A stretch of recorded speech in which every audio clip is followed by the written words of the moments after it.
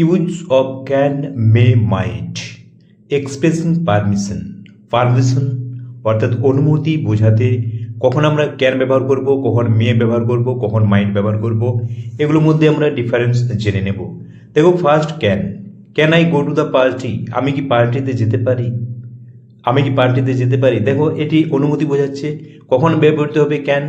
Casual everyday conversation, অর্থাৎ casual কোনো পারিবারিক কোনো রিলেটিভের সঙ্গে কথাবার্তায় বা আমাদের দৈনন্দিন আলোচনায় কথাবার্তায় আমরা ক্যান ব্যবহার করতে পারি পারমিশন চাওয়ার অর্থে।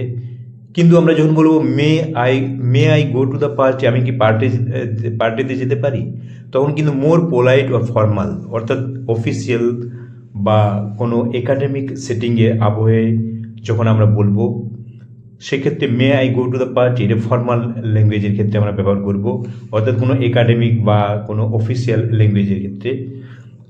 তাহলে ক্যান আমরা ব্যবহার করব এভরিডে কনভারসেশন, ক্যাজুয়াল কোনো পারিবারিক বন্ধু বান্ধবের সঙ্গে কথাবার্তায়।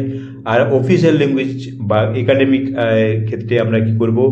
মে ব্যবহার করব, may I go to the party. Might আমরা কখন ব্যবহার করব? You might go to the party if your parents allow it. দেখো, আনসার্টেন পারমিশন, অর্থাৎ অনিশ্চিত পারমিশন পাওয়া যাবে কিনা যখন অনিশ্চিত হবে। যেমন তুমি পার্টিতে যেতে পারো if your parents allow it. দেখো, তোমার বাবা মা যদি অ্যালাউ করে তাহলে তুমি পার্টিতে যেতে পারো। তাহলে এই পার্টিতে যাওয়ার যে পারমিশন, এটা কার উপর নির্ভর করছে? ইউর প্যারেন্টস, অর্থাৎ তোমার বাবা মার উপর। এমন ডিপেন্ড